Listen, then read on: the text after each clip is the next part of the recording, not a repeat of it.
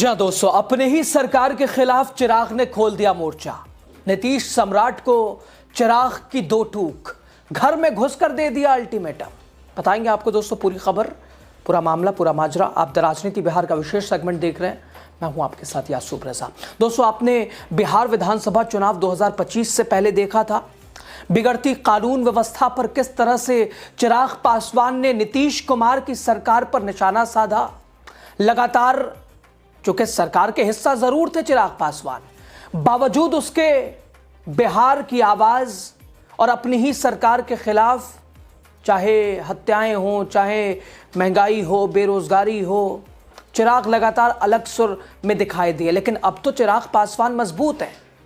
चिराग के बिहार में 19 विधायक हैं और ऐसे में एक बार फिर चिराग पासवान का सुर सम्राट चौधरी नीतीश कुमार के लिए बदलता दिख रहा है। दोस्तों, दरअसल बिहार में कानून व्यवस्था पर एक बार फिर बड़ा सवाल है। इधर नीतीश कुमार यात्रा में मगन है, उधर कानून व्यवस्था निचले स्तर पे है।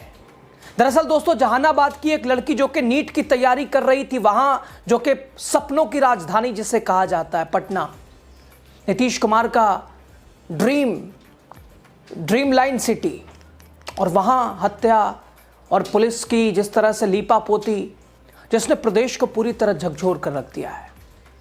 और अब मामला यह सिर्फ अपराध का नहीं, बल्कि नीतीश सरकार की एक नाकामी का भी प्रतीक बन चुका है। पुलिसिया कार्रवाई के ऊपर सवालिया निशान छोड़ गया है। एक तरफ सरकार का सुशासन, और यह सरकार सुशासन का ढोल पीटती है, तो दूसरी तरफ बेटियां असुरक्षित हैं। छात्राओं को मौत के मुंह में ढकेला जा रहा है और जिम्मेदार मंत्री सिर्फ आश्वासन देकर पलड़ा झाड़ रहे हैं।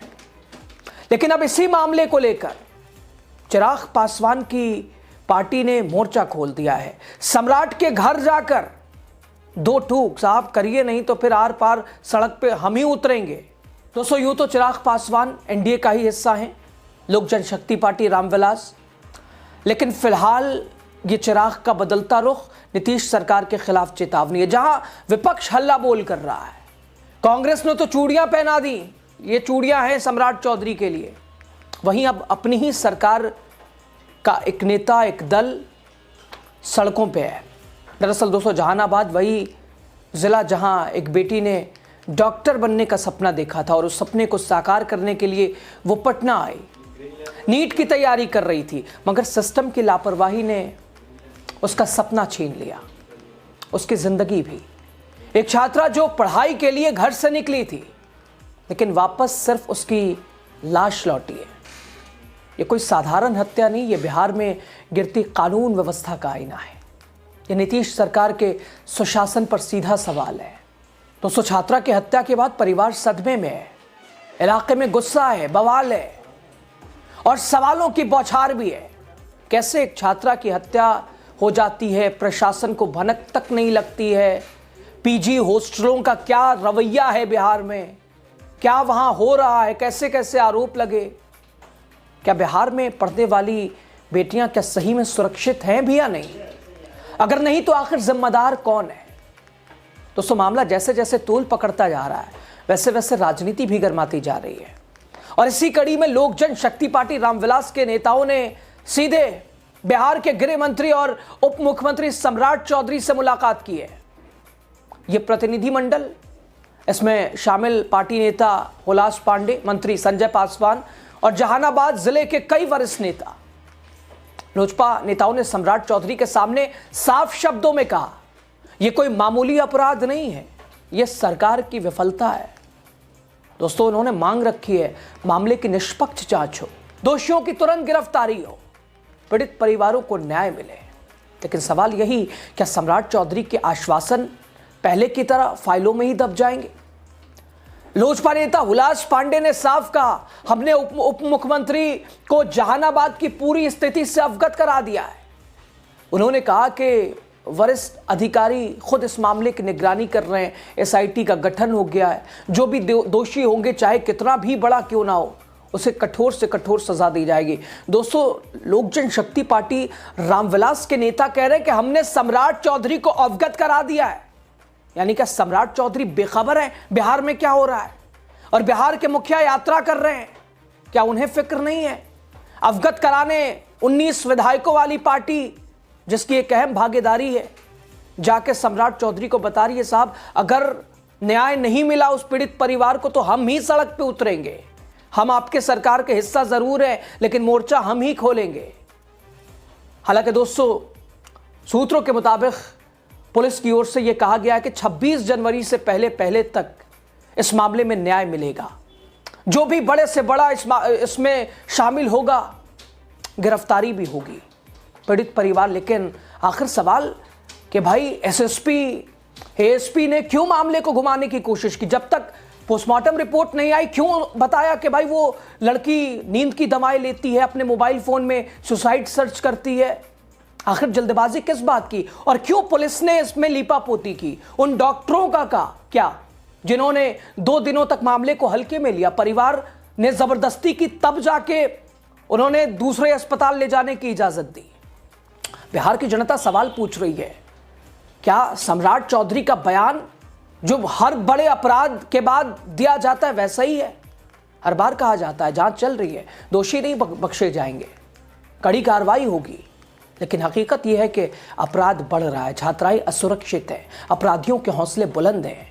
हॉस्टलों और उसके प्रबंधकों का जो हौसला है वो 7वें आसमान पे है। पीजी के मालिकों का रवैया बदला सा है। न जाने कैसे कैसे आरोप, और लगातार जो सत्ता पक्ष के नेता बयानबाजी काउंटर करते नजर आ रहे, जस्टिफाई कर रहे, नहीं सब कुछ ठीक है। दोस्तों, इससे पहले लोजपा रामविलास के नेताओं ने पीड़ित छात्रा के परिवारों से भी मुलाकात की जहानाबाद में, उन्हें सांत्वना दी और न्याय दिलाने का भी भरोसा दिया है। जिम्मा उठा लिया है चिराग पासवान के दल ने कि न्याय हम दिलाएंगे। विपक्ष तो लगातार हंगामा कर ही रहा है। उधर परिवार का कहना है कि अगर समय रहते पुलिस सक्रिय होती या फिर हमें 2 दिनों तक ये इसमें उलझाया नहीं गया होता कि सब कुछ ठीक है और पीड़िता अस्पताल में, एक निजी अस्पताल में तड़पती रही। दोस्तों, नीतीश कुमार के लंबे शासन में बिहार और खुद उन्हीं को सुशासन बाबू का खिताब जरूर मिला, लेकिन जमीनी सच्चाई कुछ और है। हर दिन हत्या, बलात्कार, अपहरण, छात्राओं पर हमले, और सरकार कभी अफसरों पर डाल देती है तो कभी विपक्ष पर। सबसे बड़ा सवाल तो यही है कि जब राज्य के गृह मंत्री खुद उप मुख्यमंत्री हैं तो फिर अपराध आखिर रुक क्यों नहीं रहा? ये मंगल राज वाले लोग हैं जो जंगल राज के खिलाफ न जाने चुनाव प्रचार में हल्ला करके सरकार बनाई है। सम्राट चौधरी क्या सिर्फ कुर्सी संभाल रहे हैं, या गृह विभाग भी, पुलिस भी उन्हीं के हाथ में फिलहाल है? नीट जैसी परीक्षा की तैयारी करने वाली छात्राएं आज बिहार के डर के साए में जी रही हैं। हॉस्टलों में, पीजी में रहने वाली छात्राएं डर के साए में जी रही हैं। परिवार सदमे में है, हॉस्टल और पीजी भेजने से घबरा रहा है। बिहार में, सुशासन वाले बिहार में, कोचिंग जाएं या ना जाएं, हॉस्टल में रहें या ना रहें, घर से निकले भी या ना निकले, सरकार कहती है सब कुछ, एवरीथिंग इज इन कंट्रोल। दोस्तों, लोजपा रामविलास के नेताओं ने साफ कर दिया कि अगर पीड़ित परिवार को न्याय नहीं मिला, पार्टी सड़क से सदन तक आवाज उठाएगी। पार्टी नेताओं का साफ कहना, अब सिर्फ आश्वासन नहीं, एक्शन चाहिए। और यह कौन कह रहा है? विपक्ष नहीं कह रहा है, इसी सरकार के अहम हिस्सा चिराग पासवान और उनका दल, उनके नेता कह रहे हैं। सम्राट चौधरी के घर जाकर उनके सामने, खैर सबकी नजर टिकी है जांच रिपोर्ट पर, गिरफ्तारियों पर। मुख्य आरोपी आजाद घूम रहा है, नीतीश कुमार यात्रा कर रहे हैं, सबकी निगाहें सरकार के अगले कदम पर, एसआईटी रिपोर्ट पर। क्या नीतीश सरकार इस बार सच में उदाहरण पेश करेगी या फिर मामला बाकी फाइलों की तरह धूल ही खाता रहेगा? दोस्तों, पटना में शंभू गर्ल्स हॉस्टल कांड की गूंज अभी थमी नहीं है, लगातार मामला, दोस्तों अभी यह मामला तो पेचीदा ही है, उलझा हुआ है, शंभू गर्ल्स हॉस्टल कांड वाला जहानाबाद। लेकिन वहीं दूसरी तरफ एक और ऐसे ही मिली जुली घटना है, जो कि यह घटना पटना के गांधी मैदान थाना क्षेत्र के परफेक्ट पीजी गर्ल्स हॉस्टल में, जहां 6 जनवरी को ही 15 साल की लड़की की मौत हुई। उसी दिन शंभू गर्ल्स हॉस्टल में भी एक और छात्रा की मौत हुई। यह पूरा विवाद उसी का है। हालांकि दोस्तों, परफेक्ट पीजी गर्ल्स हॉस्टल में एक छात्रा की मौत के बाद पीड़िता के पिता ने एक निजी यूट्यूब चैनल से बातचीत में कई चौंकाने वाले दावे किए हैं।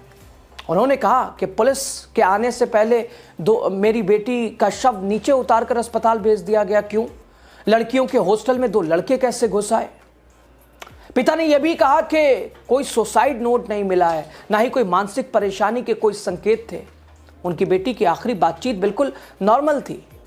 पिता ने गांधी मैदान थाने में हॉस्टल मालिक के खिलाफ एफआईआर भी दर्ज कराई है। दोस्तों, एक ही दिन और 2 अलग अलग, एक पीजी हॉस्टल, 2 मामले और सरकार का रवैया गैर जिम्मेदाराना, पुलिस की लीपापोती, इसे आत्महत्या बताने का प्रयास। विपक्ष का आरोप बड़ा साफ है, सरकार जांच को लंबा खींचकर मामले को ठंडा करना चाहती है।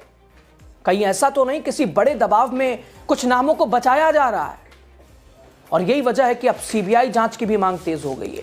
दोस्तों, ये दोनों घटनाएं एक कांड नहीं, एक मौत नहीं, बल्कि एक आईना है बिहार के कानून व्यवस्था के लिए, सरकार की संवेदनशीलता के लिए, और उस सिस्टम का जो अक्सर कमजोरों की आवाज सुनने की से कतराता है। एसआईटी की चुप्पी, मुख्यमंत्री की चुप्पी, सरकार की बेरुखी, सम्राट चौधरी का घिसा पिटा बयान, छोड़ेंगे नहीं।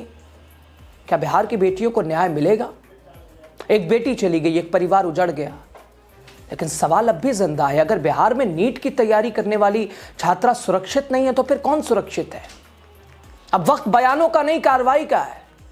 जहानाबाद की एक घटना और एक पीजी वाली घटना, ये दोस्तों ये सिर्फ महज घटना नहीं, एक खबर नहीं, बल्कि एक चेतावनी है नीतीश सरकार के लिए।